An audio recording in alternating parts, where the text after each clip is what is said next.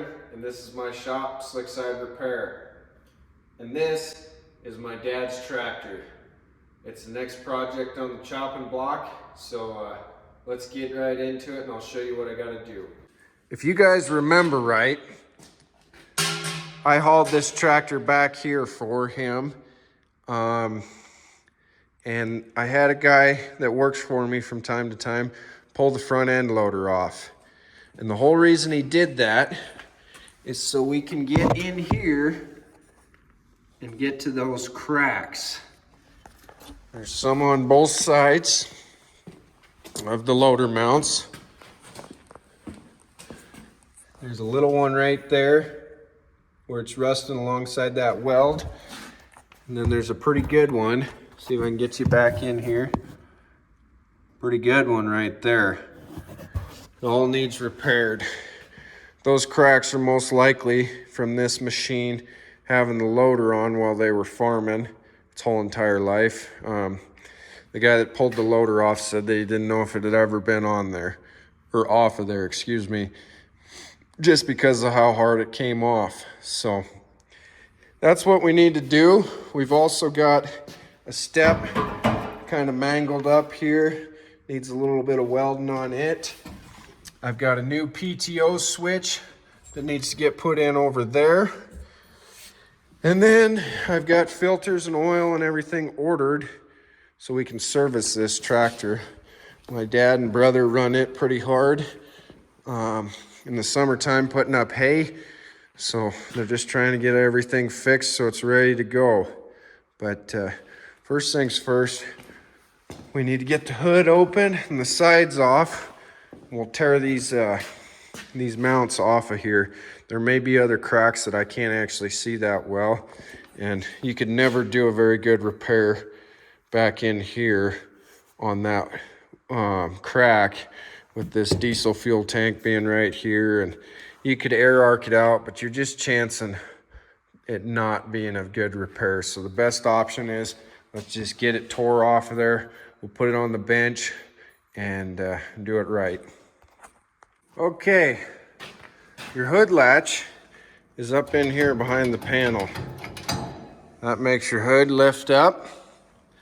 And then you've got little latches right here with an arrow. Pull these forward. That makes these panels fall off this way. And then you've got a nut here and here. And then that makes these panels slide back and come off both sides. And the reason I had to take all that stuff off is because these bolts have nuts on the backside. Of course, they couldn't make it a plate or something where they all came together, but those all need to be tore off both sides, and I need to be able to get to the back and back them up when I take them off. So I'm kind of wishing I hadn't washed this to some extent before I started, but we probably will by the time we're done getting ready to send it home. Then if it's nice out, we'll try to get it washed up. But we'll probably try to blow the radiator out and that while it's here. Just kind of get around this thing and make sure it's ready for him to go. I'm trying to look in here, see if I can see. Maybe you guys can. Not very good. Looks kind of dirty, but not too bad. So I'm going to take my jib crane. I'm going to hook onto this mount because I bet it's close to 100 pounds. I'm not real sure. I think I'm going to hook on right here in this square hole and then get ready to turn this thing loose. So already hit my first snag. Imagine that. I've been rattling on these top two with an impact. Turns out they are a 30 millimeter, and I've got a chrome 1/2-inch drive 30 millimeter socket.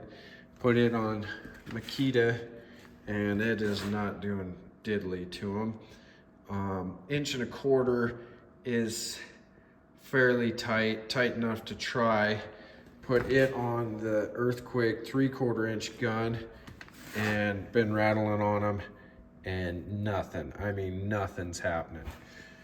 So I just got off the phone with Napa.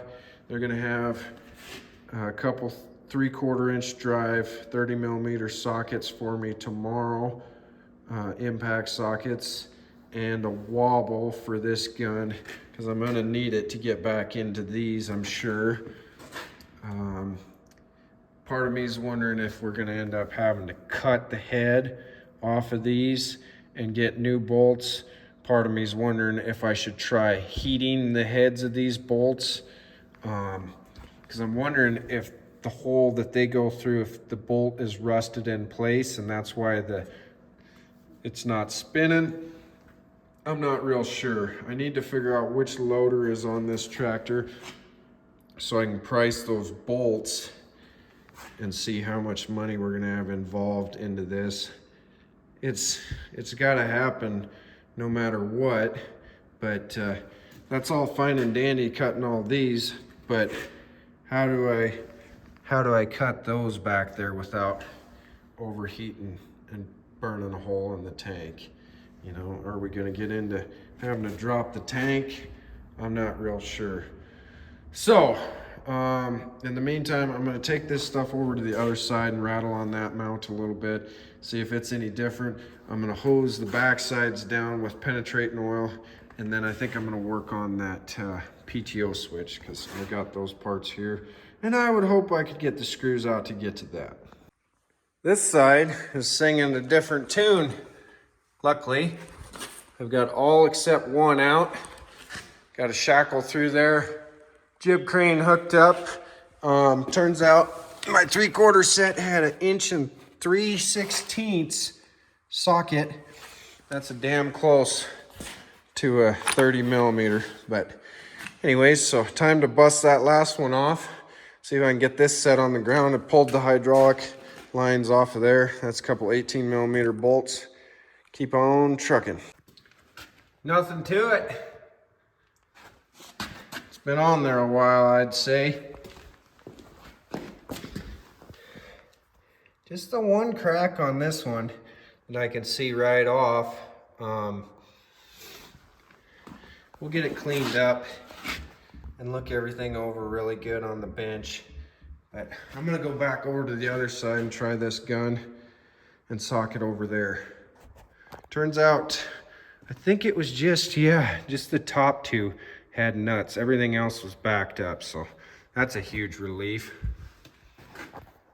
Right size socket makes a big difference. I only had to heat one of them and just the head of it, and not very hot. I just used that butane torch, or propane I guess it is. But it was, I don't know, I heated it for about 2 minutes, felt the backside here, and I could feel the heat working its way through, and it came loose. But I still got those 3 back in there that I'm gonna need that wobble for. So hopefully that will come in tomorrow as planned, and I can get this bracket off of here. So let's get after that PTO switch. This guy right here. I think I need to take all these screws out around this outside trim. Then hopefully it'll come up off of here and I can get to that. Got that beauty ring popped off. Trim ring, I don't know what you want to call it. You just need to lift on this back corner here and then kind of work it around this tab. It sticks out for the loader, and then it'll come up off of there. Then you've got a screw here and one here. And then you need to take the AC and heat controls off because there's another screw hiding right there. Old switch, new switch, everything looks right. There's your part number there if you got a 7210 John Deere. And let's put it in and try it. My brother said I would know right away if that was what was wrong because they've already done a sensor for the PTO. And he said that it'll kick on for just a second and shut off if this is not the problem. So let's try it. Okay, tractor's fired up. I guess we'll give it a try.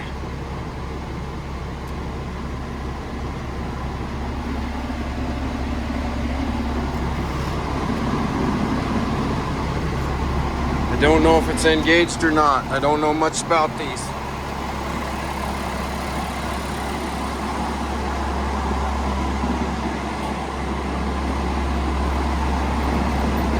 Nothing's spinning.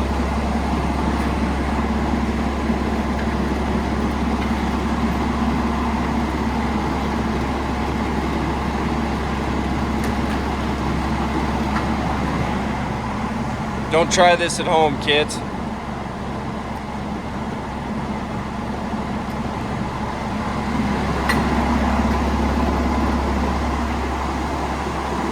Let me do some testing.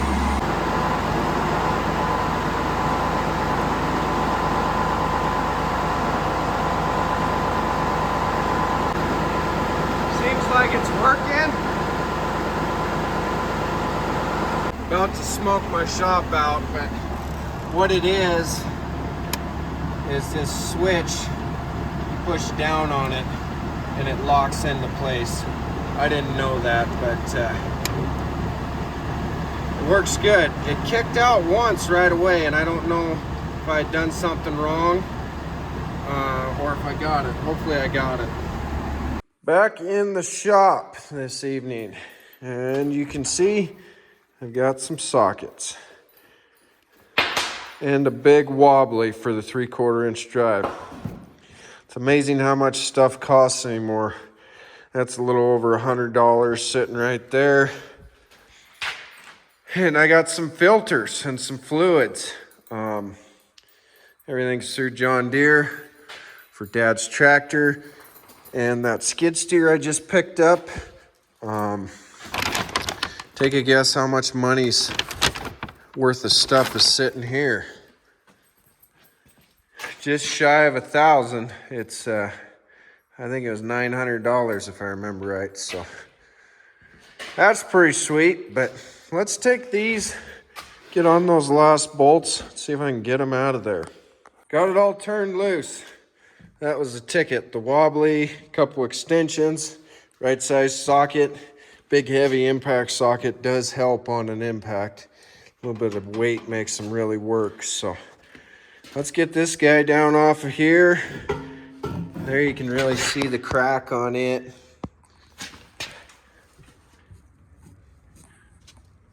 Just kind of dirty otherwise, but we'll get it down off of here. Get them drug over here, closer to the bench. So I can use this other jib crane. I'll set them up on the bench. Get my bench cleaned off because it's always filthy. This is pretty good right now, actually. But get ready for tomorrow. I'll get these all set up so I can air arc and weld them out tomorrow. They're both sitting up here on the bench. First one, passenger side. Doesn't have too big a crack, but I'm not so sure that it doesn't have one down along here. I'm gonna have to flip it over and look at it. And the reason I say that is this is the driver's side. It's cracked up good, and it's got a big one down along here. I don't even think we could see that one on the tractor, but I don't see any other ones there. This front side, it's got a little bit of one right here. And I think that's about it, but it was definitely due to get done. So that's probably enough for tonight. I'm going to come down in the morning and decide if I'm gonna air arc a groove out of there to weld this up, or how I should go about doing it. So we'll see you guys in the morning. So last night I kind of washed these two loader mounts off. Then this morning I went around and air arced all the cracks out, or anything that I thought was a crack. I could see like a rust line in the paint. So I got around both of these, both sides. Now I'm gonna take a die grinder here with a long carbide burr, just chase all these out, try to knock some of that carbon out of there. And I'm gonna get ready to weld them up with some dual shield wire here. So get these cleaned up and I'll bring you guys back. We're moving right along. I got my first pass on the back side. It's welded out on this side. I'm going to run another pass on this one. It's a little low. This one here will probably grind down. First pass is on this. Just keep sickling right along. There's wormhole and a little bit on here on me. So I got the gas turned up and wire speed turned down. Just moving right along. Everything's ground off smooth on the back side. I'm gonna tune on this with the torch a little to get these to pull back this direction from welding them out. They both kind of dipped on me. Maybe you can see it. That one you can kind of see. Just gonna heat up on the back side here and get them to pull back this direction. And then probably gonna get ready to touch them up with some paint. Everything welded out nice. About ready to put these back on. Got that tuned in to where I'd like it. Some new paint on there.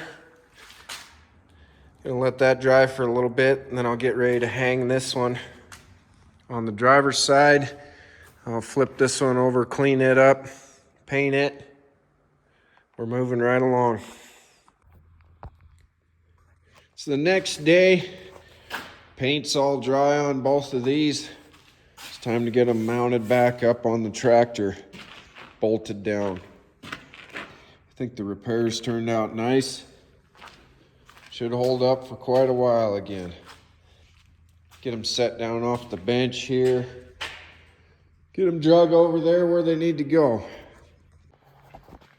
There's one up and mounted. Toolbox is back on there. Everything's nice and tight. Put some blue Loctite on the bolts. Try to keep them from rattling loose over time.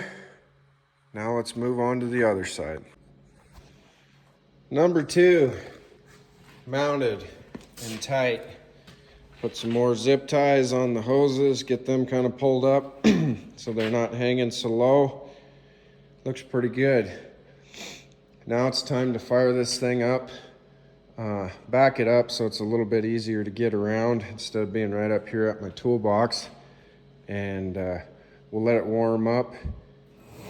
And we'll drain the oil, change the oil, fuel filter, air filter. And then I think it's ready to back it outside. We'll test the PTO again while we're at it. I just shut the John Deere down, let it get up to temp so I can drain the oil. Put my oil drain cart together while I was waiting on that. I got that for Christmas. Thanks, Jesse. I still need to weld this step back together because my brother's a shit driver. I'm just giving him crap. It isn't that big a deal.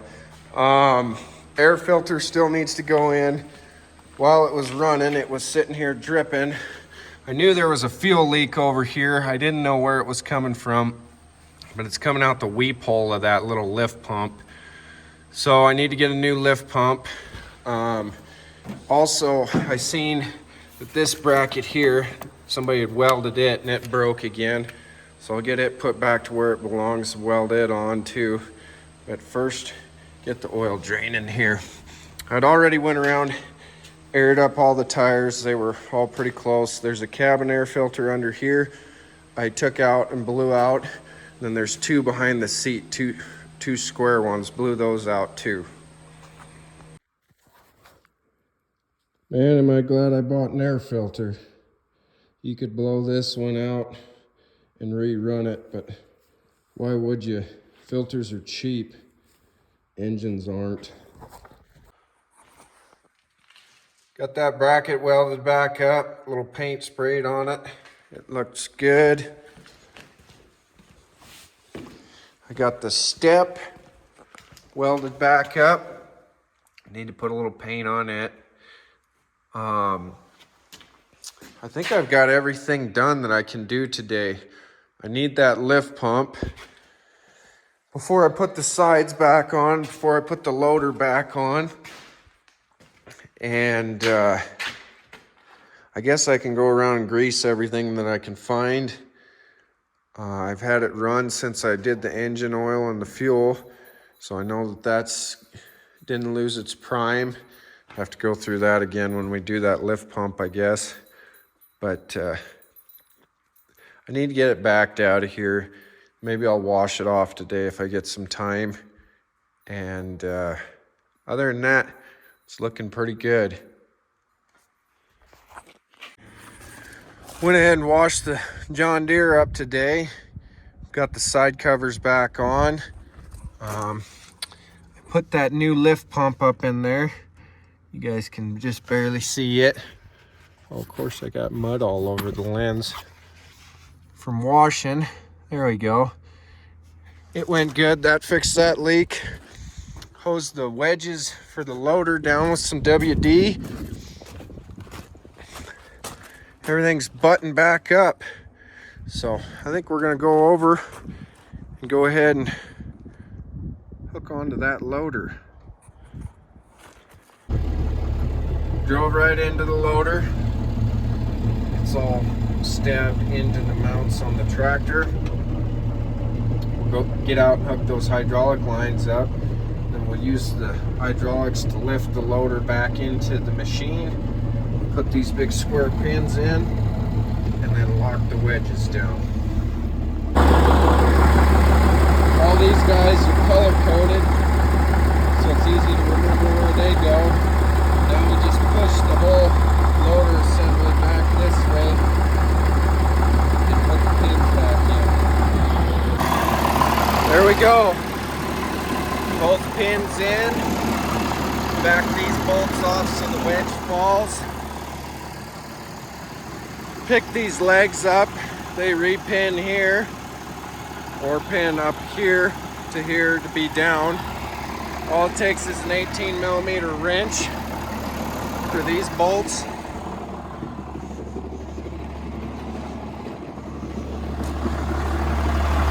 And everything's back to the way it should be.